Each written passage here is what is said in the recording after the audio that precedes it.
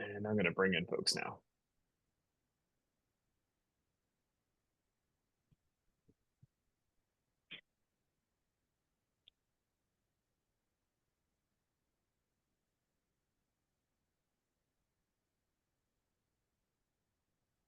All right. Everyone, thanks for joining today's session. We'll give everyone a minute to get their audio connected. While we're doing that, it's always more fun and it's a more interactive session, and we can tailor the questions more if we know who's in the audience. So if you can share your name, your role, and your city in the chat, and that way when we get to the Q&A, we can reflect upon which cities are asking questions, and hopefully you can share with us the great work that you all are doing in your cities.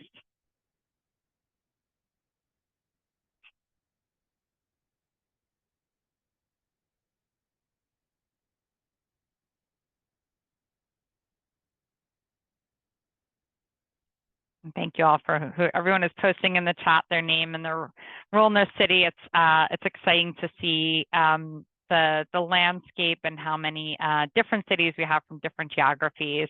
So keep them coming if you haven't added your name yet. And we'll get started.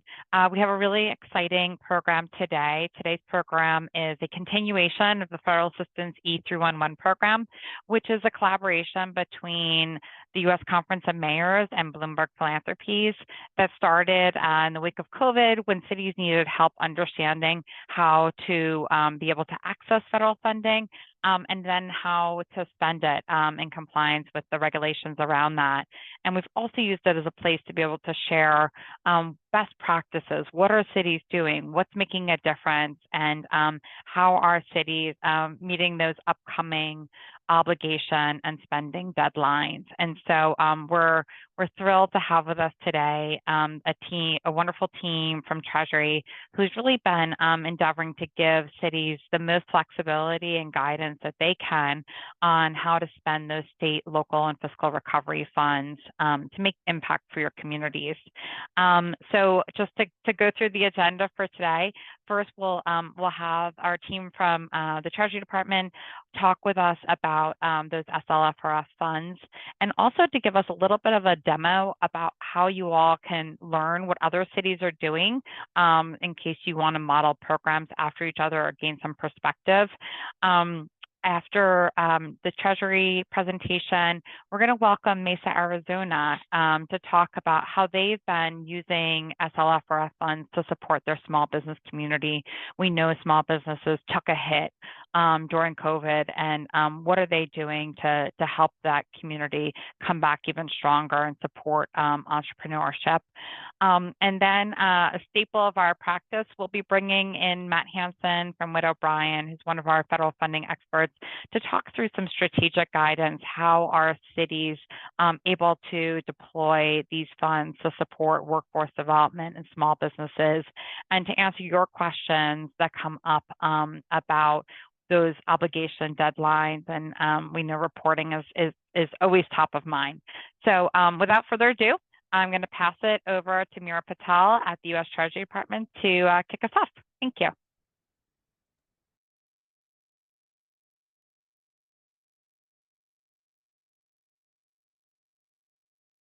Great.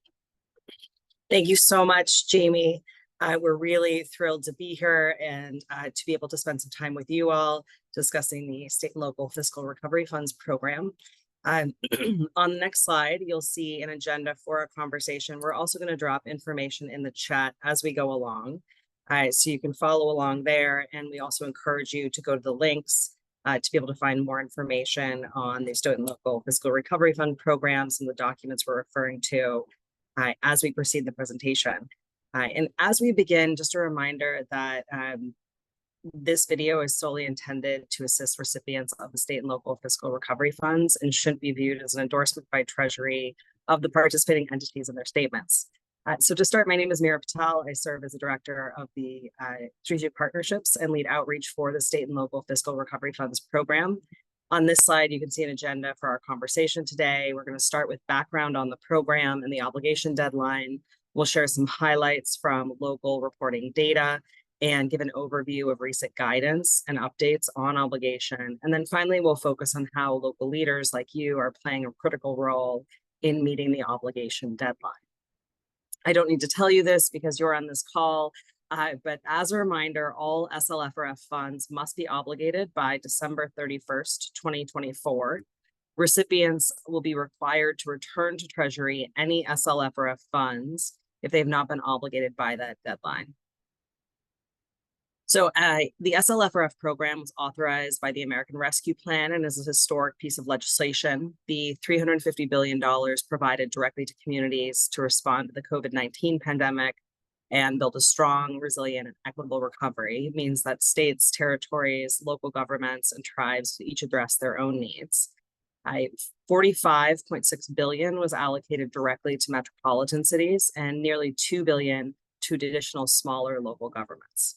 And these funds went directly to your communities for projects you selected as the best local response based on eligible uses.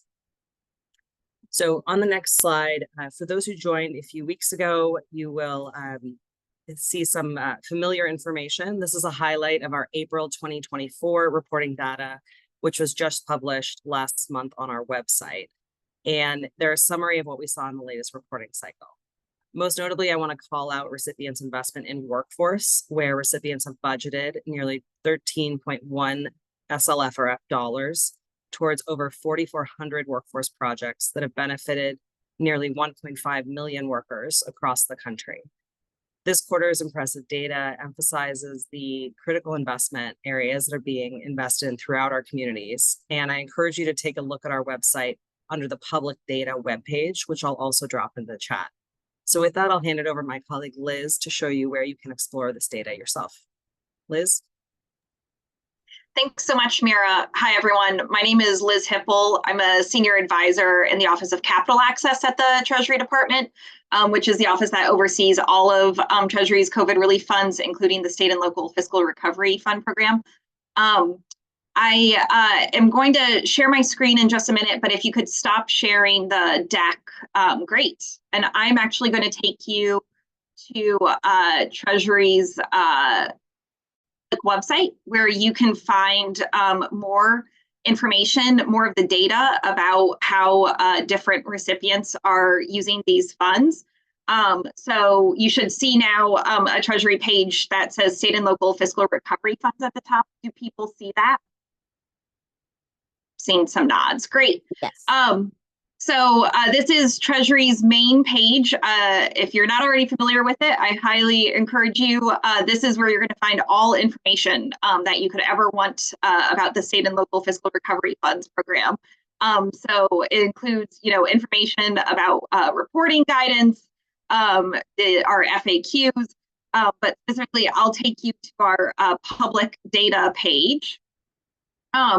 And so if you've ever wondered to yourself, what happens with all of the data that I have to submit to Treasury on a quarterly basis if you're one of our bigger reporters, or an annual basis if you're a small town, this is where it goes. It's all publicly available online. And so the latest quarter available is the April reporting data, which is through March 31st, 2024. Loading. It's a big data set. So on this is our landing page, and then up here at the top you will see there are a few tabs. The summary tab is the one that Mira just shared, and then if you click on the recipients tab, this will allow you to sort for all of the different recipients that got SLFRF funding. And so you can click over here, and I'm from Indianapolis, so I'll put in Indianapolis to this drop-down menu. And there you go, City of Indianapolis and Marion County, because it's a unified government. And you'll see here that Indianapolis received almost $420 million dollars, and how much they are claiming through revenue loss, for example. So that's all on the recipient tab. You can also sort, by state, by tier, if you're interested in like looking at other large metropolitan cities versus if you're one of the non-entitlement units, you can sort that way. And then over here, I think this is the tab that will be of particular interest to folks who are interested in learning more about how your peers are using the funds. So on the projects tab here, you can see all of the different projects that have been submitted to Treasury. And so again, up here we have drop-down menus that allow you to sort by state, by expenditure category group. So these are the big buckets, such as, infrastructure or revenue replacement. And then this drop-down menu here, expenditure category, these are the individual expenditure categories. And so, for example, if I was interested in learning about some of the workforce projects that people are doing, I could sort for 2 and then come over here and sort for 210, assistance to unemployed workers. And that would pull up all of the different projects that have been submitted to Treasury in this category. And again, you can also sort by specific recipient name. So that is one way you can find out more information about how different recipients like yourselves are using these projects. I will note a couple of things. One is this is our dashboard, and this is a little bit more user-friendly, but if you're really interested in diving into the data, I would recommend you go back to the summary page, and you can download, click the download April 2024 data set, and that will download the Excel spreadsheet. And that, if you're really interested in digging into the data, it might be a little bit easier to sort and filter. It's just a regular old Excel spreadsheet. So if you're familiar with how to sort and filter it, you will be able to figure out how to sort and filter along those lines. The other thing I would just note is at the end of the day, this is all the data that has been reported to Treasury by recipients. We take the, project and expenditure data that you share with us, and we clean it up and we put it on our website. But different places can report things under slightly different categories. And so, for example, there might be some places that have chosen to do some workforce projects under revenue loss, for example, versus under assistance to unemployed workers. And so you will find, poke around, explore the data, and I'm just wanted to share that because you might find information about, things of interest to you in slightly different categories than you might look at first. Final thing I just want to note here too is, again, this is our public data section. You can also just download the spreadsheet directly by clicking on this link. I think you will get a little warning box that you're downloading an extremely large file, because there are more than 30,000 recipients and therefore more than 30,000 projects. And so a lot of rows in our Excel spreadsheet. But with that, I will turn it, I think that's done for our demo of how to use our data. I hope you have found that helpful. And I'm gonna now turn it over to my colleague, Joel, to continue to walk us through the presentation.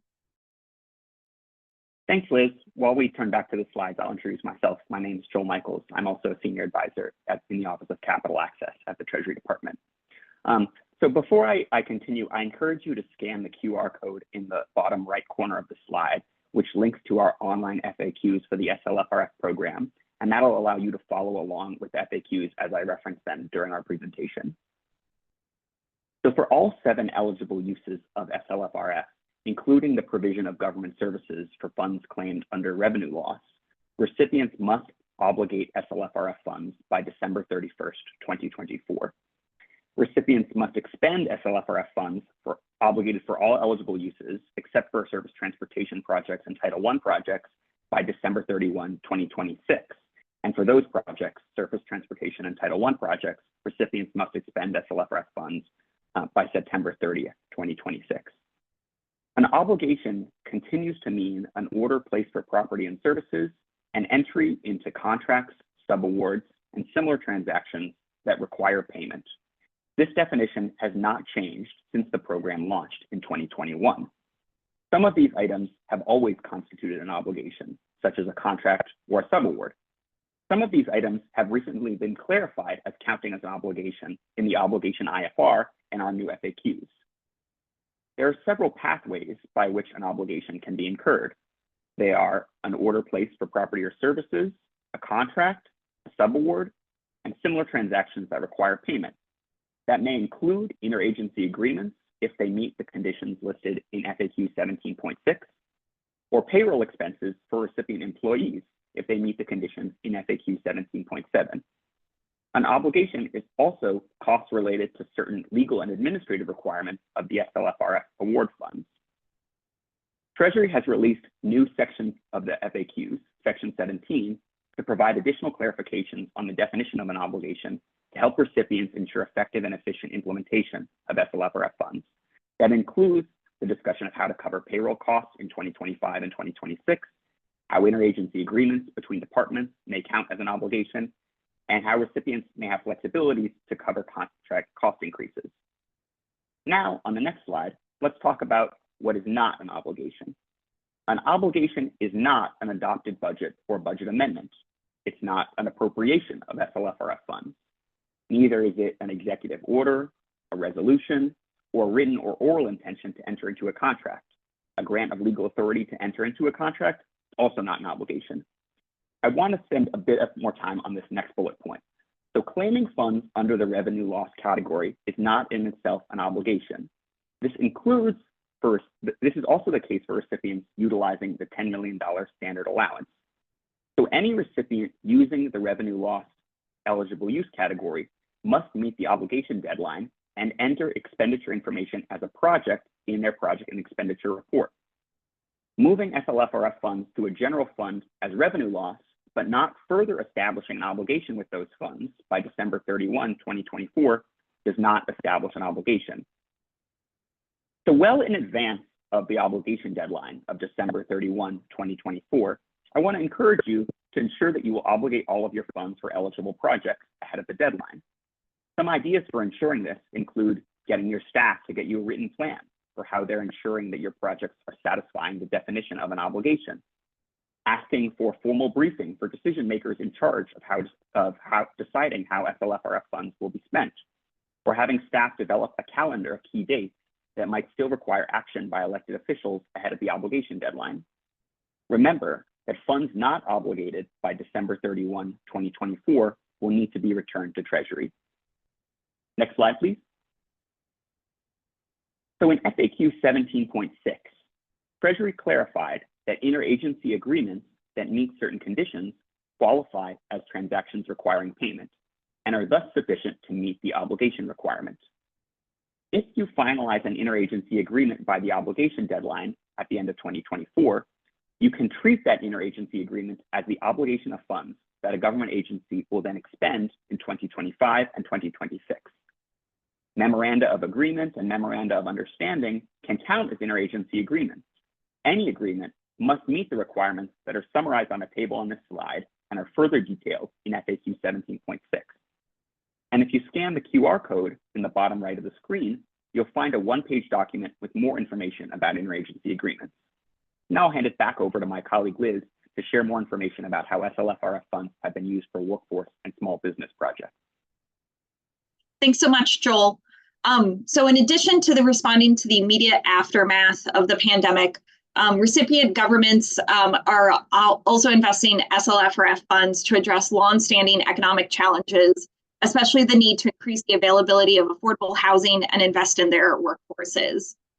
Encouraging governments to invest more of their SLFRF resources in projects that support and expand their local workforce in preparation for the jobs created by the Investing in America agenda, such as the infrastructure law and CHIPS and IRA, is a key goal of the Treasury Department and the Biden-Harris administration. Governments across the country are leveraging SLFRF award funds to help impacted workers enter in-demand careers with a particular focus on assisting people that have barriers to employment and workers who have historically faced discrimination in the labor force. So to help support governments that are interested in investing in their workforce, Treasury, in partnership with the White House, released a playbook last fall highlighting state and local government initiatives that leverage SLFRF funds to build a diverse, skilled workforce. And so you can see a screenshot there of the cover of the playbook and the hyperlinks where you can read the playbook. There are also many other examples of how state and local governments are employing SLFRF funds in our quarterly reporting analysis, our blog posts that we post every quarter when we release the latest data. And you can find those blog posts on the public data website that I just gave you a little demo of, along with the raw data in the table format as well. Trying to think if there was anything else I want to share from that slide, but I think we are good. Yeah, so on this slide, we just wanted to share one small emblematic example of, how the SLFRF funds are also being used to support small businesses' role as key employers and drivers of local communities. One example comes from Las Vegas, Nevada, where the city used $1.5 million of its SLFRF funds to grant to a small business owner, which allowed him to expand his grocery store, Mario's West Side Market. And this is a market that has long served a community, a part of Las Vegas that's historically underinvested in. And the investment has allowed Mario to expand the services that he is offering in this market, to include fresh baked goods and produce. And so there is more description on the slide of how these funds have made a difference for Mario's West Side Market. Highly encourage you to read the entire op-ed from the Las Vegas Review Journal. Really great example of just one way these dollars are going far. And so again, you can also find more examples such as this one in the quarterly blog posts, as well as the SLFRF newsletter. So with that, I think we are now going to turn to some Q&A that was submitted in advance for today's discussion. Thanks, Liz. So I have a question for you. So can you discuss, when a recipient is assisting a business or nonprofit with SLFRF funds, how you identify a beneficiary versus a subrecipient? And also, what are the single audit requirements for beneficiaries and subrecipients, and how do you report them on the SEFA? Sure. So in the final rule for the program, there is a section addressing exactly this question, entitled Distinguishing Subrecipients versus Beneficiaries. So I encourage you to take a look at that section, which begins on page 4,393 in the link that we will drop in the chat in a second. And as always, you can also find SLFRF's final rule and FAQs about it on our website. And so I would also just add that subrecipients are required to comply with all of the restrictions applicable to recipients, including audit requirements under the Single Audit Act, whereas beneficiaries are not subject to these requirements. FAQ 13.13 also has more information that I think you find helpful to answer this question. The next question we got is, can personnel costs be obligated via an interagency agreement through which the operating department imposes conditions on the use of funds on itself, and which is countersigned by the city's legal department and Department of Finance, provided that it sets forth specific requirements, is signed by the parties, and does not disclaim binding effect? So a recipient may obligate costs for any eligible use of SLFRF funds via an interagency agreement, so long as the interagency agreement meets the requirements discussed in FAQ 17.6. That includes obligating funds for personnel costs for employees engaged in an eligible use of SLFRF funds. While I am not able to speak to your specific government structure or proposed agreement structure, I can reiterate that under FAQ 17.6, an interagency agreement between departments within a recipient's government constitutes an obligation if it imposes conditions on the use of funds by the department receiving funds to carry out the program and meets the other requirements described in FAQ 17.6. There are also several examples provided in FAQ 17.6, which may be helpful to review. Our third question is, the guidance concerning projects in expenditure category 7.3 states, quote, recipients should only report such expenses if they are not obligated and reported through another mechanism, such as a contract, subaward, interagency agreement, or personnel cost estimate. Can a recipient obligate its administrative expenses from 2023 to 2026, including project closeout, through an interagency agreement that is reported under 7.1? And if not, can the project closeout expenses be reported under 7.3 and all other admin expenses be obligated by an interagency agreement and reported under 7.1? Certain administrative and legal costs are considered obligated as a result of a recipient receiving or expending SLFRF funds because they relate to the requirements of federal regulations and award terms. That includes many, but not all, administrative costs, including single audit costs and closeout costs, as discussed further in FAQ 17.5. If all of the expenses referenced in this question are eligible expenses, as discussed in FAQ 17.10, a recipient can submit an estimate of those costs to be expended after 2024 in expenditure category 7.3. The estimate reports the obligation and ensures that the recipient will not be required to return the estimated funds to Treasury after the obligation deadline, assuming that they are ultimately expended for an eligible purpose.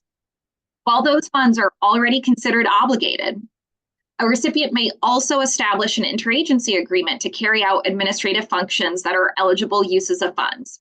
Such an interagency agreement may include any eligible administrative costs, regardless of whether they are considered obligated as a result of a recipient receiving or expending SLFRF funds. For example, the interagency agreement could include costs that support effective management of SLFRF funds. In this case, so long as the interagency agreement meets the requirements discussed in FAQ 17.6, a recipient may report those funds as obligated under expenditure category 7.1. So, to sum up, no interagency agreement is needed if the costs are limited to those expenses discussed in FAQ 17.10. However, recipients are also able to enter into interagency agreements for those costs if they choose to do so. Recipients should make sure that they are not reporting the same costs as obligated in multiple places in their project and expenditure reports. I think that is it for our Q&A, and I'm going to turn it back over to Mira to conclude. Wonderful. Thank you so much, Liz and Joel, for that robust presentation. And everyone, thank you so much for joining us. We really appreciate the continued collaboration with Bloomberg Philanthropies and the U.S. Conference of Mayors in this important area. I've dropped in the chat great ways to stay in touch, including our newsletter. And just want to conclude by thanking you all for your participation. These opportunities are possible, and the economy is in a stronger place today as a result of the American Rescue Plan. And looking forward, the Treasury Department remains focused on ensuring that all recipients can leverage their SLFRF award funds to meet the unique needs of their communities and in ways that will power inclusive and equitable economic growth for decades to come. We're also focused on the real lives behind the data and recognizing the impact of these funds. Our work extends beyond tracking trends and has a direct impact on our nation's well-being, economy, and quality of life. So we ask that you please continue to share with us impact stories of how your communities have benefited. There's a template in the newsletter, which I've dropped in the chat, which you can use to share more information directly with us. And we look forward to having you join us at future educational sessions to learn more about resources and guidance on how to meet the obligation deadline for SLFRF funds of December 31st, 2024. If you have any questions in the meantime, you can always reach out to us at slfrf@treasury.gov. Thank you so much. Thank you, Mira, Joel, and Liz, for sharing all that information. I know it's chock full and it's really detailed. And so if folks continue to have questions, even maybe after your question gets answered, please do reach out to the team at Treasury or, reach out to us to to maybe help just put some of that into practice. And I encourage cities to check out the resource that Liz went through, because it really does show what your neighbors are doing. And so if you're feeling stuck on how to implement something, you can use the search function within the spreadsheet to see, hey, is anyone, I want to maybe put some of the money towards vacant housing. Are any other cities doing vacant housing, and find, cities that have put money towards that, and ask them, the questions like, how did you, get your procurement through, or did you give the money to, some other entity to be able to identify the homes? And so it gives you that way of making those really strong peer-to-peer connections we know are so valuable. And with that in mind, I'm going to turn it over next to introduce Kelly Keffer from the City of Mesa, Arizona. She's the Economic Development Project Manager, and really came on our radar when we just kept hearing all of the great things that what Mesa was doing to support its small business community. And so we're so delighted to have Kelly with us here to share what they're doing, and hopefully to inspire some of you all to try to replicate that either with your SLFRF funds or with your general services funds. And so I'll throw it to you, Kelly. Right. Hello, everybody. Again, my name is Kelly, and I am a project manager with the Office of Economic Development in hot and sunny Arizona. We are east of Phoenix, but all on our own. We are the 36th largest city in the nation, just in case you didn't already know that. I do oversee all of our small business and entrepreneurship programs and services here at the City of Mesa.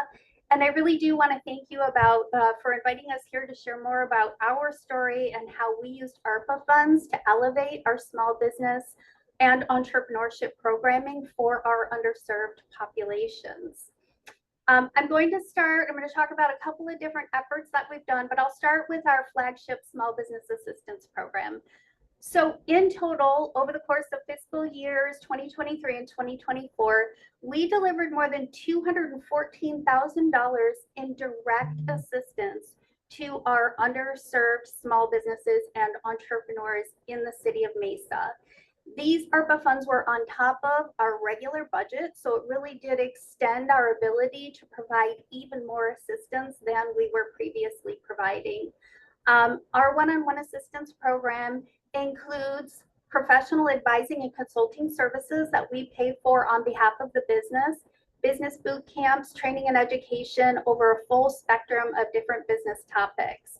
This is everything from helping businesses get a website built to social media strategy, business strategy, operations, HR, legal advising, tax advising. So it really is kind of a full spectrum wraparound of services. Additionally, over the last year, we also piloted and funded a grant program for businesses in one of our challenged areas that continued to run into code compliance issues with their signage.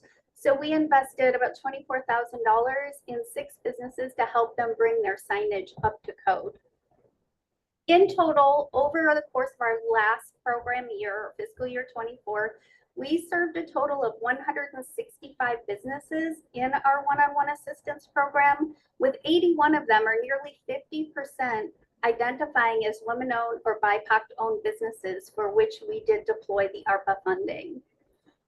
Obviously, we can't serve all of these businesses on our own out of our small office, so we actually engage with multiple community organization and partners to help us deliver these services. So we contract with our Mesa Chamber of Commerce, our East Valley Hispanic Chamber of Commerce, Local First Arizona, Prestamos, and HUB. HUB has been a critical partner for our success in this program. And I wanted to take a few minutes to talk about them because as we talk about potentially trying to come up with a strategy to deploy some ARPA funding, I think that HUB is an option that you may be able to look at if you did want to deliver this type of small business and entrepreneurship direct support. So HUB is a multi-level service tool. It's an online digital platform that businesses have 24/7 access to information, training, and resources. We currently have 887 Mesa businesses on this platform. 57% of them are women-owned and 46% of them are BIPOC-owned businesses. The platform itself offers a community board. So think of this as like your Facebook wall, but it's for Mesa businesses. So they can get on there, they can talk about their business, where they're at, what they do. They can ask other businesses questions. Maybe they're having a struggle. They can kind of put it out there and ask the community, how did you solve this problem? So we really see this as kind of a community tool. And it really does create this sense of, hey, we're all in this together here locally, and supports our local community. In addition, there's a grant opportunities page. So the Hub platform actually sources grants from all over the nation, from private groups to other resources, including some government grants. Post those opportunities on the page for businesses to peruse and apply for. There's an event calendar, a member directory, and the learning library. The learning library is a really important piece. We have more than 160 recorded trainings within this library. They're searchable by topic, and businesses can go on there at their own time, their own leisure, and they can go through a number of trainings, everything from marketing, again, to tax, to HR. It's all available to them 24/7 at no cost to the business on this platform. We are providing this on their behalf. Additionally, if the business is partnered with Hub for their one-on-one advising program, there's a module on there where they can actually book their advising directly on the platform, and they can choose from a bench of 60 available advisors, again, covering a whole host of different business topics. The Hub platform also provides us on the back end with an entire dashboard of data, from demographics to site visits to engagement, so that we're able to see what is the activity level on the platform, and we can use that to create stories that we then turn around and report to our leadership to let them know, how is this platform helping, how is it being used, and who are we helping. And that has really helped us elevate our story, and has helped for us to really get the engagement and the support of our leadership here at the City of Mesa. From a short-term, like a launch and deployment perspective, I think that Hub is a great option because they already have the existing architecture in place. So for another city to say, well, how could we launch this in a short period of time? The good news is the architecture exists. You can co-brand it, and they do have multiple levels of offerings to fit your budget. So for us, we have a fairly significant budget with this particular platform, but again, you can choose different levels that fit your city, your budget, and what it is that you're trying to achieve. One of the things that I can tell you, though, is that if you do decide to enter into promoting a service like this, is it really does take local champions and boots on the ground in your community to raise awareness, to elevate these offerings, and to get your community involved. I will drop their webpage into the chat when I'm done speaking here today. Another thing that we're doing this year is we're partnering with Local First Arizona to do a Spanish-speaking business cohort called Fuerza Local. So it's a 12-week program for our Hispanic businesses that walks them through all of the vital components for operating a business more efficiently and effectively here. We are deploying ARPA funds for that program as well. If we move on to the next slide. And then the other thing that I will talk about is our city's investment to continue to augment what we've already done here in our community by creating a space for our businesses to come and to have access to tools, technology, and resources. So we already owned a building, and we used ARPA funding, $4.89 million of ARPA funding, to build up 17,000 square feet and outfit it with technology, tools, and different types of spaces, everything from conference rooms to training spaces to event spaces for our small businesses, entrepreneurs, and for workforce development. In addition, one of the things that we had done is we were very intentional in the information gathering process for this project, in that we didn't want to duplicate what already existed in our ecosystem in our community. So we really met with a lot of stakeholders and businesses to gauge what is missing in the ecosystem now and how can we help fill that gap. And that's kind of where the technology and the tools rose to the surface, because for the most part, small businesses to obtain the equipment to have a podcast studio, to do an AR/VR studio and green screens, computer labs, and these types of resources, it's very cost intensive, if not cost prohibitive, for the majority of these small businesses, particularly in our underserved communities. So what we did is we built that space into Mesa Business Builder at the studios. I did drop a few pictures in here. Again, we have an AR/VR studio, green screen, podcast studio, digital development zones that we've outfitted with Alienware computers for businesses that are doing gaming and app development. And we're providing all of this free of cost to businesses here in the city of Mesa. We did launch on May 23rd, and since then we've had more than 700 visitors to Mesa Business Builder at the studios. So our mayor was maybe slightly concerned, like, well, are people going to use it? And I think that the question is, or the answer to the question is absolutely. We're seeing a ton of traffic. And I think that that is great. And the whole focus really is to help our small businesses and entrepreneurs increase their competitiveness and be more future forward in today's economy.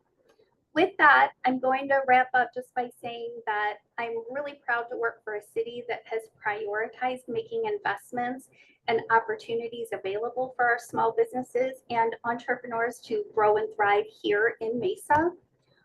They do represent 44% of the national GDP, and certainly they are anchors for our local economy. With that, if you have any questions, I will be available. I did drop my email at the top of the chat, so if you'd like to reach out with any questions you may have, I'm happy to answer those questions. Kelly, thank you so much for joining and sharing what Mesa is doing. I think one of the questions that we received is, and I think it relates to the hub work, was what is the cost to the city to offer these free services? So again, they do have different levels of service that are available for the city of Mesa. We're a little bit larger municipality, and with our extended ARPA funding, we've been able to buy in at a higher service level. So the platform itself, it's $60,000 a year for that annual subscription. And then on top of that, we pay for some technology and technical assistance tools. I mentioned the dashboards and some other things to help us. So we're about $100,000 into the platform. And then we also contract with Hub another $90,000 a year to provide that direct one-on-one assistance to businesses. Great. And I remember in some of the calls we talked about that you guys worked with your chamber and other partners. And as we start thinking about cities only have a few more months to obligate those funds, to the extent that cities are going to be looking to do something quick that will then benefit their small businesses over the next 2 years. Can you just talk a little bit about how you structure that relationship with the chamber and sort of maybe how cities might be able to obligate the funds by giving them to one of those entities and then spending them over the next 2 years? Yeah, absolutely. So we originally did an RFP, and I'm happy to share that document if somebody would like a sample RFP for how we open that up. We did reach out primarily to nonprofits, again, our community partners. So thinking about the chambers, Local First Arizona is a statewide organization here that offers business assistance in Arizona. And they came back with responses to our RFPs. We did set up contracts with them. So we are contracted again with 4 different entities to provide these one-on-one services. And the reason for that is because Kelly can't manage 240 consultants all by herself. So we have 4 vendors in our program that are managing all of those consultants, the subcontractors that provide that one-on-one technical assistance to the businesses. And I'm happy to share any documents or anything that we have that can help expedite if another city is looking to do something like this by saying, here are some samples. This can get you rolling a little bit faster. That's great. Thank you so much, Kelly. And looks like the requests to share are starting to pour in. And with that, I think we'll turn over to Matt Hansen from Witt O'Brien, who has been just such a font of information and counsel for all of us throughout the last 3 years of this federal funding journey. And so with that, I'll turn it over to you, Matt. Great, I appreciate it. And being the former statewide grant administrator for the state of Arizona, I couldn't endorse more the work that Mesa and Phoenix and Local First Arizona have been doing around small business supports. And they're not just new at this. They've been in the trenches doing this work for as long as I know, and certainly going back to the ARA days and the housing crisis over a decade ago. So really good work, and encourage people to leverage the materials they have. So next slide, just a few obligation strategies, and I feel like my thunder was definitely stolen by the Treasury and others today. But again, maximize the time remaining. So there's still plenty of time before 12/31/24 to fully utilize the funding for strategic activities such as workforce and small business supports. We're hearing more and more from folks just looking for ideas about how to quickly obligate money, not really thinking about being strategic or programmatic with the funding. We are not there yet. We still have plenty of time yet. And also the goal is to get this funding distributed in a timely manner. So don't just focus on obligation requirements, but keep focusing on project implementation milestones, including the issuance of contracts and subawards, which will both satisfy the obligation requirements and keep projects on track. We're quickly going to pivot here from talking about obligation deadlines to expenditure deadlines, so we can't lose track on the ultimate goal, which is to get this funding quickly and efficiently deployed out into our communities. As you've heard on the call today, leverage existing programs and initiatives. Your municipality likely has programs already in place that certainly could benefit from additional funding. Look to those programs that are already stood up. Also look to local workforce programs through community colleges, small business programs through Main Streets and chambers. A lot of incredible work is done on a daily basis, and great opportunities to invest this funding to further small business and workforce strategies. Mine existing application and data. We hear this increasingly that non-government organizations and others have application fatigue. They've been submitting applications, chasing money all over the place. Pass-through agencies have grant fatigue. They're exhausted of creating new grant programs, putting new requests for grant applications out on the street. So previous municipal programs for many of these activities were likely oversubscribed. More applications, more requests than they had funding. Use available ARPA funding to fund some of these unsuccessful applications versus standing up net new programs. There's an incredible wealth of information in those previously unfunded applications that can be leveraged. Again, utilize the administrative and programmatic flexibility provided to us by Treasury. The goal is still the issuance of contracts, subawards, and beneficiary agreements by 12/31/24 to meet obligation standard, but explore all the tools made available to you by Treasury, including the interagency agreements to get across the finish line. Look for fiscal agents and safe harbors. Many of the community-based organizations that we're talking about needing support, either for workforce programs or small business programs, either do not have the experience or current capacity to manage federal financial assistance, or certainly to manage additional federal financial assistance. Look for chambers, other large non-government organizations who can serve as fiscal agents to manage this money, but still make sure it's deployed to those BIPOC and other entities that so desperately need the funding right now. And then lastly, be strategic, but also realistic. There are so many opportunities and innovative ideas, but be realistic in what can actually be accomplished and also what is sustainable. Don't create funding cliffs that do more damage than good. And we've seen this with some previous COVID programs targeting small businesses where a program was stood up, it lasted a year, it lasted 18 months, and all it did was push the funding cliff out and ultimately created more damage than good. Think about how we can, strategically invest in these organizations to make, set them up for success going forward. Next slide.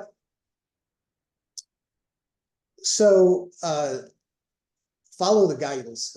As Treasury shared when they popped up their website, just in the month of July, they've issued 5 new program guidance updates.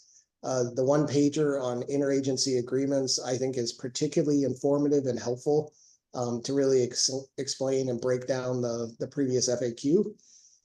Also, make sure you're keeping up on the latest and greatest guidance and how they relate to each other. So they're not just standalone documents. So when we talk about interagency agreements, there's the FAQ, there's the one pager, but then there's also information in the reporting guidance document about how you would treat them as reporting them as a subrecipient or not reporting them as a subrecipient. So make sure you're consuming the latest guidance, but also make sure you're connecting all the dots from the various pieces of guidance material. Reporting obligations versus documenting obligations. Make sure you understand the reporting requirements for obligations, but also the documentation standards for obligations. Since you're not actually uploading copies of contracts, subawards, interagency agreements, et cetera, to the Treasury portal, you need to make sure that you have them properly organized and saved off if needed for future single audit or other compliance reviews. And as was mentioned earlier, this includes obligation documentation for revenue loss provision of government services as well. I think a lot of communities are focused on the reporting element, which is critically important, but they also need to be thinking about, how they're going to, document these obligation decisions and save it off for review down the road. Remember that there are 2 different expenditure deadlines, and Treasury mentioned this earlier. We talk about the obligation deadline of 12/31/24, which is consistent across all programs, but make sure to remember that Title I and surface transportation projects have a September 30th, 2026 deadline. So those projects need to be on a different timeline, moving along quicker in order to be expended on time, even though they have the same obligation deadline. So, yes, we're all trying to get across the near-term finish line, which is the 12/31/24 obligation deadline. But also keep in mind, the ultimate goal is to get these projects completed and expended, and different allowability categories have different expenditure deadlines. I really appreciated the Treasury officials mentioning this, as we've heard this question quite a bit lately. Revenue loss provision of government services funds also need to be obligated. So while many of the federal flow down requirements do not apply to the use of revenue loss provision of government services funds, the obligation and expenditure deadlines do. Declaring the $10 million standard allowance or the calculated allowance for revenue loss does not meet the obligation requirement. Those funds still need to be committed for a programmatic purpose, and an obligation and expense occur. What the revenue loss category does is it gives you additional allowability, flexibility on how you can spend the money, but it still absolutely needs to be obligated by 12/31/24 and expended by 12/31/26. As Kelly mentioned, in Mesa, partnerships are key, both internal and external, not only for addressing critical policy issues like workforce and small business supports, but also an outlet for obligation. As I mentioned previously, fiscal agents, a safe harbor to commit funding to. Look to where good work is being done, both internally and externally. As I've mentioned in previous webinars, invest in those partnerships, not only for right now, but also for the future, and build capacity before you need a partner. So, be building those relationships, investing in those organizations,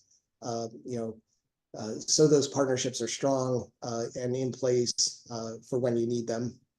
And then finally, plan for the future. So make sure you are taking advantage of the admin funding, indirect cost recovery, Treasury's estimation guidance, so that you have the monitoring, reporting, audit resources needed to successfully manage and close out your fiscal recovery funds.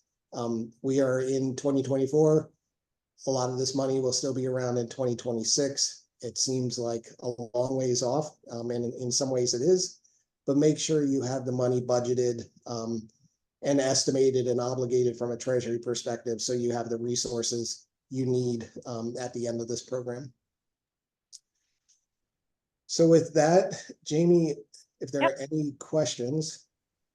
Great. Thank you so much, Matt. We're going to put up the poll so we can get everyone's feedback on the session and connect you with additional resources. And while we're doing that, we'll do some Q&A. Our first question is from Grace Wilnerd from the City of Lincoln. And she asked, Treasury's new FAQs will allow to move money after December 31st, 24 to eligible uses that were contracted for before December 31st, 24. What kind of explanation should we provide for audit purposes if we do need to quote unquote reallocate those funds? I know the flexibility is something we've discussed on other sessions. I would, whenever possible, use language straight from the Treasury guidance and the FAQs, things like subaward was canceled, mutual agreement. I mean, really pick wording right out of the FAQs, right out of the guidance documents for documentation purposes. So I don't think you need to elaborate too much about the why and the how, but just the specific reason and tie it back to the Treasury guidance is what I would look for from a documentation perspective. Thank you. And maybe I got to put you a little bit on the spot here and just maybe within the subjects that we're talking about today, workforce and small business, we have, approximately 4+ months to obligate the funds. What do you see as some of the ways, besides the great ways that Mesa's helping small businesses, that cities could stand up in the next 4 months or work as in partnership to do that? I think there's a lot of, we have a huge workforce development issue ahead of us. Not only, our local government seeing a lack of public sector capacity and needing to invest in the future workforce, but also in, the particular sectors that are being invested in through the Infrastructure Investment and Jobs Act. So, we're seeing historic amounts of money being invested in broadband. And across the nation, we just don't have the workforce to support all of the broadband projects that are going to be funded over the next several years. Same thing goes with energy projects, water projects, et cetera. So, working with workforce investment agencies and community colleges and K-12 programs that have, career and technical education, I think those are all great investments to try to get ahead of this workforce issue that we see coming our way. As far as small business goes, it's those foundational items, those strategic items. It's even, we talk about, e-commerce, we talk about websites, we talk about, the consulting support they need. It's even things like, the investment in, commercial kitchens or drop ship facilities where, really small mom and pop small businesses, can use those shared resources that they'd never be able to invest in on their own. And, pointing back to Arizona again, some of the tribal communities in Arizona have made some incredible investments in things like commercial kitchens where food products can be produced and packaged and shipped. So a lot of exciting opportunities out there right now. I love, Matt, that you're always on message, and just sharing a resource from the local infrastructure hub on how to be connecting those opportunities on workforce to these investments that are coming out from the federal government, and would encourage everyone to check that out, and then to really think about what Matt said at the top of his presentation about what do you have pieces of that are still unfunded, right? When you think about all of those places where you maybe have gotten even one of those grants that needs some extra funding to put against that, thinking about where there's some gaps that you can program round. Want to thank Matt, Kelly, Mira, Joel, and Liz.